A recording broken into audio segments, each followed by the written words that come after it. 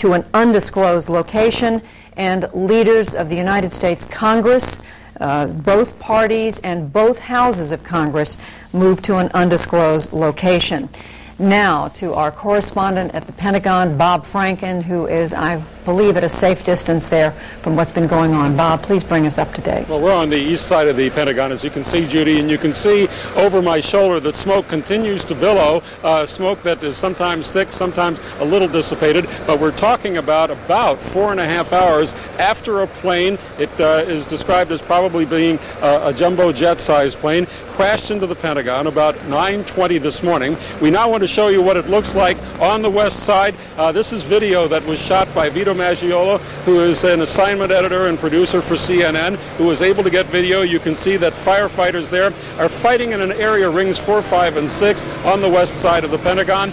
Vito says that it was an area, in his estimation, that was about 30 yards wide and about 10 yards deep into the building. The firefighting was hampered, he says, because inside the building, sprinklers, standpipes, other forms of hydrants were damaged.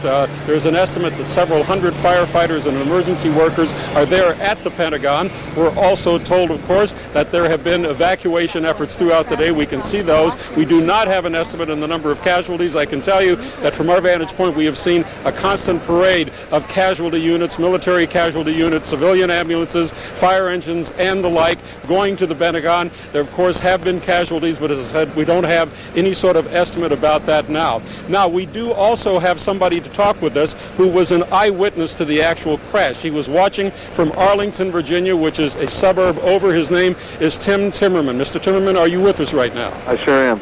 You're a pilot. Tell us what you saw.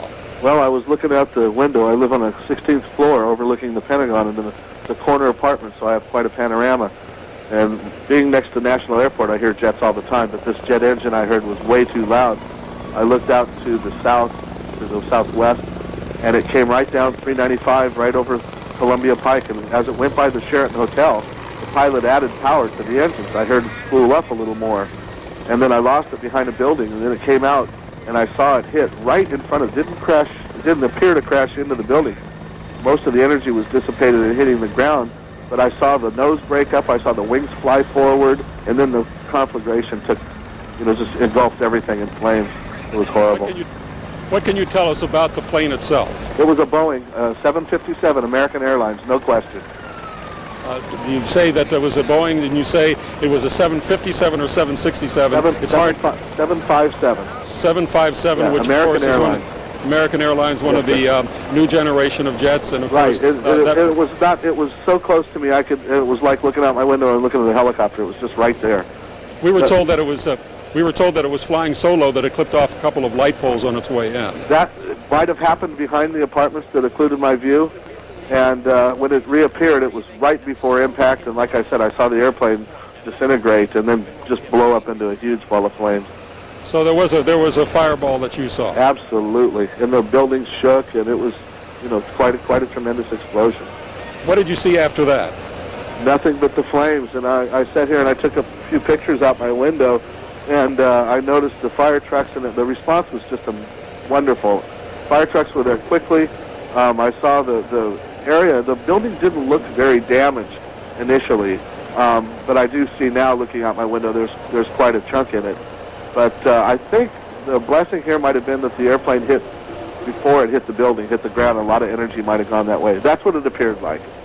Well, there is, of course, we've heard some discussion about the fact that it could have been worse had it actually gone a little bit higher and gone into what's called the ring, the center of the Pentagon, exactly. Which is exactly. This is a five-sided building. Right. As you know, the rings are A, B, C, D, E. It has just caught the E ring on the outside, and that's why I felt it didn't look as damaged as it could be. It looked like on the helipad, which is on that side.